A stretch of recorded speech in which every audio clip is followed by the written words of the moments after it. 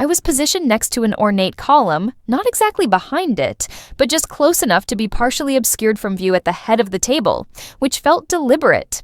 The chair I sat on wobbled a bit, its leg uneven against the polished marble of the Hastings Estates dining hall.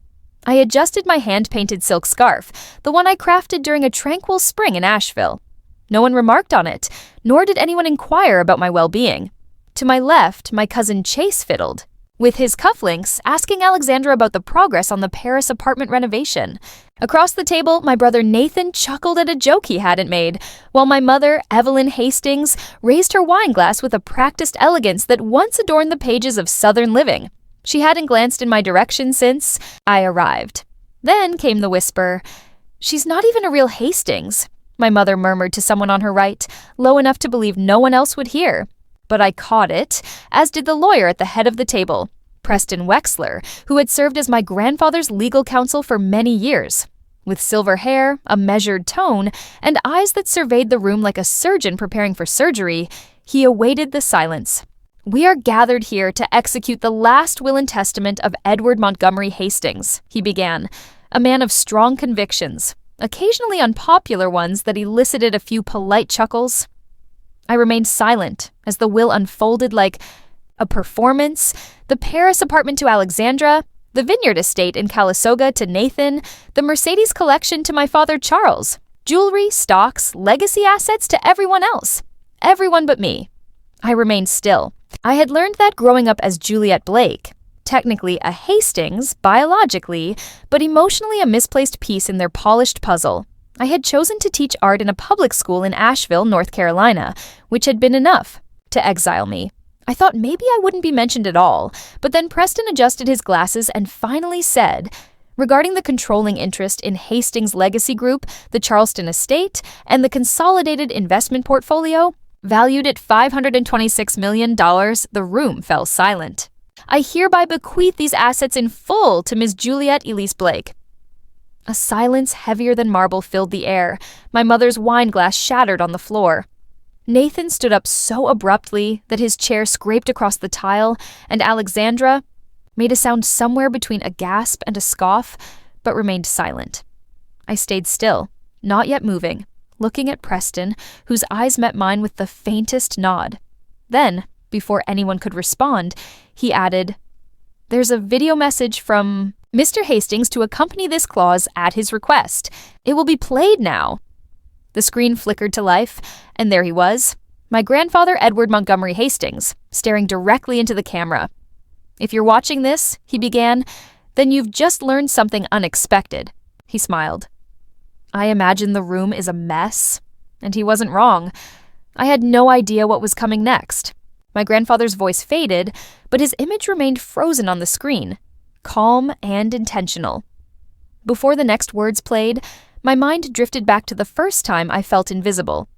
I was 12, and Alexandra had just won a regional debate competition leading to a celebratory dinner at the estate. My mother commissioned a custom cake with Alexandra's face printed in edible gold. I'd made a hand-painted card using burnt umber and ultramarine colors I hadn't yet mastered, placing it at Alexandra's seat. When dinner started, the card was gone. I later found it in the trash, stained with wine.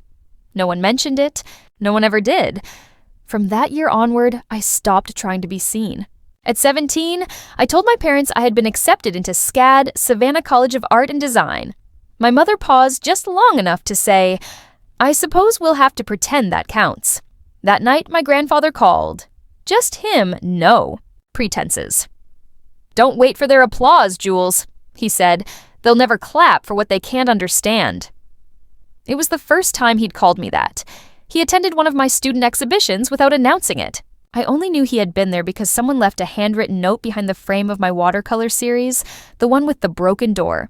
Pure truth, don't fix it. He never claimed it was from him. He didn't need to. In my early 20s, I moved to Asheville, taught at a public high school, and started leading community art programs for seniors. Most of my family thought I was in Oregon. I never corrected them.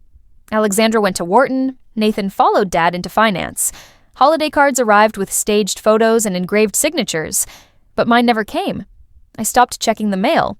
Around December, after my name was omitted from a donor plaque at a family event, despite contributing more than both my siblings combined. When I asked, Evelyn smiled and said, "Oh, that was probably a clerical error. You know how these things happen, but they didn't happen to Alexandra or Nathan, only to me." Yet every few years, a small envelope would arrive with no return address, containing a newspaper clipping, a museum ticket, or sometimes a quote written in fountain pen ink. One note simply said, "Character is quieter than legacy. Build the quiet thing." I kept them in a shoebox under my bed. The screen flickered again, and the video resumed. Edward Hastings leaned forward, eyes narrowing as if to pierce time. "You've all grown accustomed to mistaking polish for worth," he said, "but I spent the last 15 years watching. Not what you said, but what you chose not to see." Alexandra shifted in her chair. Nathan opened his mouth, but then closed it again. And I sat there, the scarf still around my neck, wondering if he had been watching me all this time or trying to teach me to watch myself. 3 weeks before the will reading, a letter arrived, heavy cream cardstock with an embossed crest, my name handwritten in ink that looked like it had never touched a printer. Ms. Juliet Elise Blake, Keogh Winmere Public School, Asheville, NC. I didn't open it right away. I let it sit on the kitchen counter next to my ceramic bowl of clementines for almost 2 days. When I finally did, it simply read, "You are requested to be present at the reading of the last will and testament of Edward M. Hastings. Location, the Hastings Estate, Charleston, SC. Date, April 4th. Time, 2 p.m. There was no mention of what I'd been left, no hint of expectation, just that I was requested. Not invited, not required, just requested. 2 days later, my mother called, the first call from her in 6 years. "Juliet," she said, her voice clipped and elegant, "I assume you received the correspondence." I held the phone an inch away from my ear. "Yes, well, you'll want to look presentable. There will be family attorneys. The usual, of course," I said. She paused, then added, "Edward was fond of you. No one's fault, really. Some men get sentimental in their later years." I didn't respond. She didn't expect me to. She ended the call with, "See you then, dear." That was all. I booked a train, not a flight. I couldn't bear the thought of arriving too quickly. Instead, I sat by the window for 8 hours, watching spring creep up the Carolina coast in patches, dogwoods blooming like secrets no one wanted to share. I wore the scarf, the same one I had painted during the year I finally stopped asking to be let back in. I wasn't sure why I packed it. Perhaps it was armor. As the estate gates came into view, tall and overly ornate, I felt something settle over me, not anger, not grief, but a strange curiosity, like walking into a museum of a childhood I barely remembered, but still knew how to navigate in the dark. Inside, everything was just as I had left it. The scent of jasmine near the windows, the hollow sound of heels on Italian tile, the way everyone greeted each other just a few decibels too loudly, as if trying to outsmile whatever tension lingered in the air. No one greeted me, but then again, no one told me to leave, so I stayed. I took the seat by the column and waited to discover why. The first 45 minutes of the will reading passed like a poorly directed play, everyone pretending not to anticipate their moment, yet stealing glances at Preston every time he inhaled. The Paris apartment to Alexandra, of course. The vineyard. In Calistoga to Nathan naturally. The silverware collection to my father, Charles. And the jewelry to Evelyn, accompanied by a note in my grandfather's handwriting that read, "For appearances." There were a few strained laughs, but no one asked what that meant. I waited quietly as the gifts were distributed like acknowledgments of loyalty, each item met with nods, raised eyebrows, the small gestures of approval that people like my family mistook for love. I began to believe I wouldn't be mentioned at all. Perhaps I had misread everything. The notes, the scarf, the quiet visits. Maybe in the end, he had loved me but not enough to disrupt the balance. Then Preston adjusted his glasses and finally said, "Regarding the controlling interest in Hastings Legacy Group, the Charleston Estate, and the consolidated investment portfolio valued at $526 million, a breath caught in the room. These assets are hereby bequeathed in full to Ms. Juliet Elise Blake." The silence didn't come immediately. It needed a moment to sink in. Then Evelyn's wine glass dropped. The stem snapped before it hit the floor. Nathan stood up so quickly, his chair scraped against the tile and clanged against a marble leg. Alexandra blinked once, twice, then turned sharply toward Preston. My father didn't move, but his hand tightened around the edge of the table, knuckles white. All eyes turned to me. I remained still. I had learned the power of stillness in a family addicted to spectacle. Preston cleared his throat. There is an additional instruction at Mr. Hastings' request. A recorded message will now be played. A staff member dimmed the lights and the screen flickered again. There he was. My grandfather, sitting behind his old oak desk, the one with the carved lion's feet and hidden compartments. The lighting was soft, as if he had known how this would feel. "If you're watching this," he said, "then you've just learned something unexpected. Or perhaps not." He smiled slightly. "Legacy, as I've come to understand, is not what you leave behind in dollars, but in decency. And most of you," his eyes seemed to search the room, "have mistaken polish for principle." Evelyn shifted in her seat. My father exhaled through his nose, and Alexandra's expression remained unchanged. "Over the last 15 years, I've watched," he continued, "not your business metrics, but your choices. Small ones, quiet ones."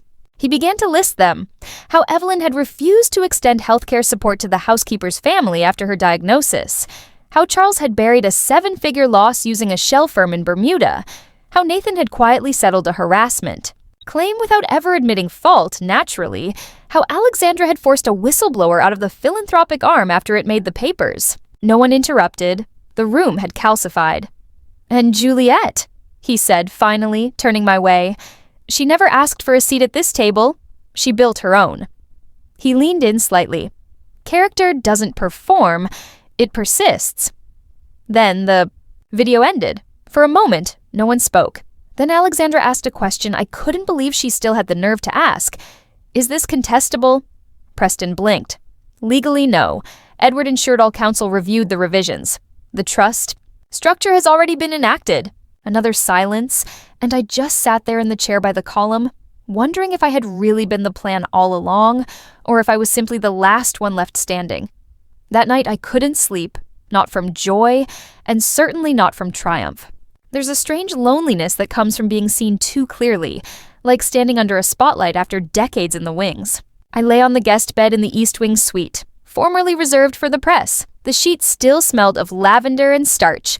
Outside the window, the marsh grass whispered with every gust of wind as if it knew something I didn't. My phone buzzed at 2:01 a.m. One new message from Alexandra. "I think we need to talk. Just us sisters. Grandpa wouldn't want this to divide us." At 2:32 a.m., another one from Nathan. "Not judging, just confused.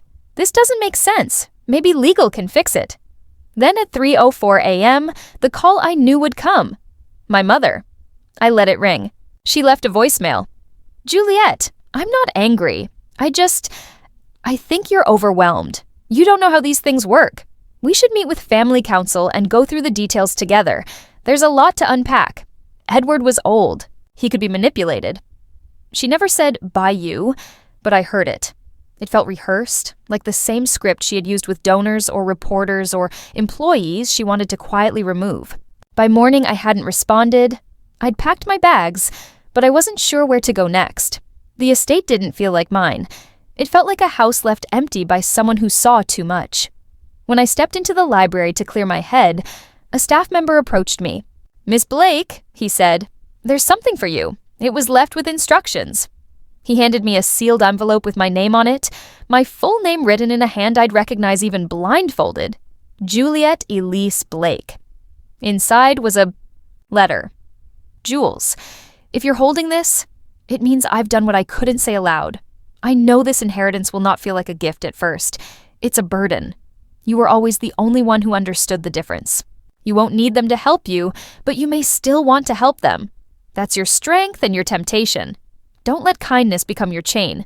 The company is yours. So is the legacy. But your life, that's still only yours to shape. Don't go back to being small just so they can stay comfortable." The paper trembled in my hand. I read it again, not for clarity, but for confirmation. He had known they would try to make me feel unworthy. He had known they would use guilt instead of anger. He had known I might fall for it, but he left me something better than money. Permission. The family summoned me to the conservatory, though not officially. No one used words like summon when you were supposedly part of them again. But the message was clear. Everyone would be there, and it was just a conversation. I walked in 5 minutes late, deliberately. They were already seated, my father by the glass wall, arms crossed, Evelyn in a pale blue dress too soft for the sharpness in her voice, Alexandra and Nathan at either end of the curved sofa like opposing counsel. There was tea on the table, but no one had poured mine. Evelyn spoke first. "Juliet, this isn't about money." Of course it wasn't. It was about preserving what your grandfather built. Nathan added, "We're not here to argue." Alexandra leaned forward. "You don't have to do anything drastic. Just delegate. Let Preston handle the transitions. You don't need to be involved day to day." I remained silent, my silence stretching. "Look," Charles finally said, "we all know he loved you. That's not the issue, but you're not experienced in this world." I looked around the room. They didn't want to take it back outright, which would make them look greedy. They wanted me to feel unqualified enough to give it up myself. "I understand your concern," I said slowly. Evelyn visibly relaxed. "I understand it because you've never once asked what I've done, what I built, who I became." I stepped forward. "You saw me painting scarves and thought I'd failed. You saw me teaching and thought I'd given up. You saw me quiet, so you assumed I was nothing."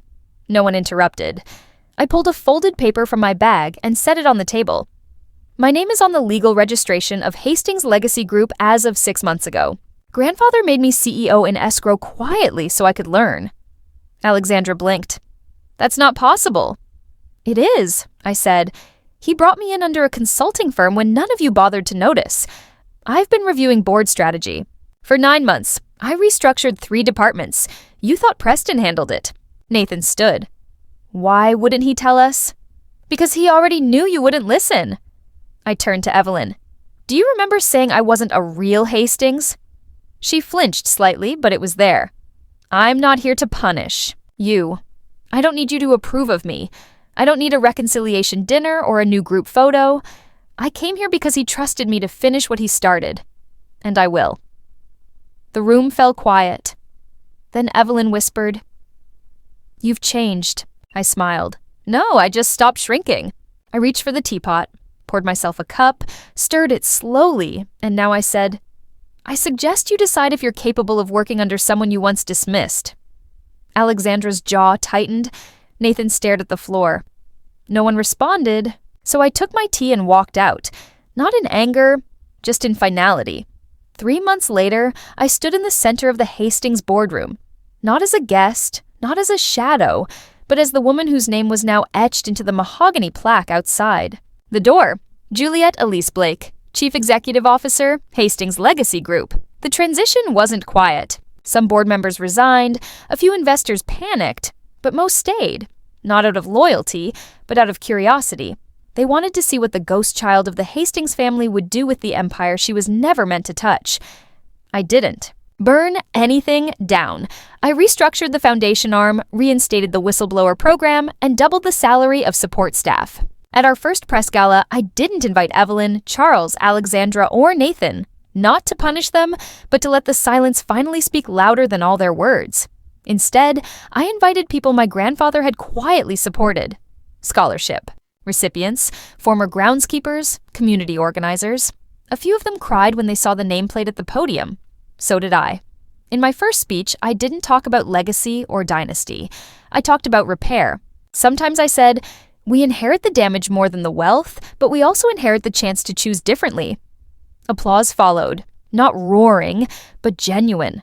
Afterward, I returned to the estate and walked into the old studio on the 3rd floor, the one no one had entered in years. It was untouched, still holding the unfinished oil painting of the family marshlands at dusk, the sky half done, a single white egret sketched but never filled in. I remembered the last time I had seen him work on it. "Are you going to finish that?" I had asked, half joking. He smiled. "No, that's for you." I hadn't understood then, but now I did. I picked up the brush. The paint was dried, but I didn't mind. I opened new tubes of soft ochre and pale blue. the same ultramarine I had used as a child, and began to fill in the sky. Not perfectly, not as he would have done, but in my own hand. When I stepped back, the egret was finally flying, and that was enough.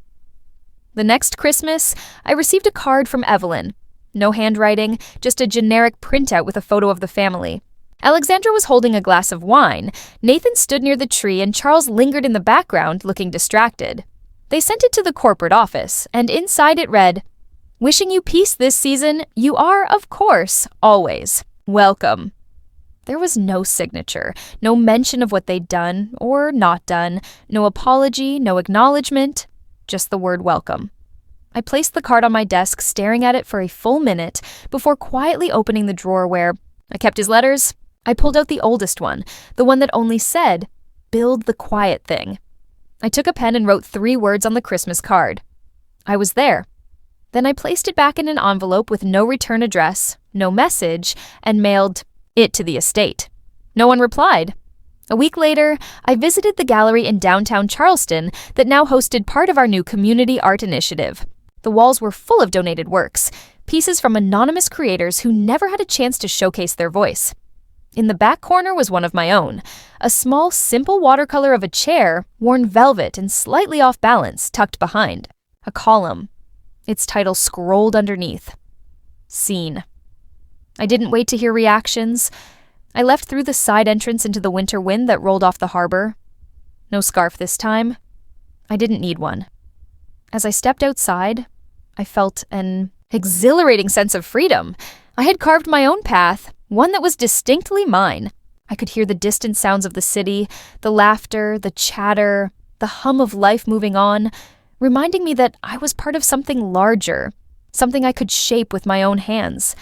The weight of the past had lifted, leaving behind space for new beginnings. I smiled to myself, knowing that I was no longer a shadow in the Hastings family saga, but a vibrant part of my own story, ready to embrace whatever came next.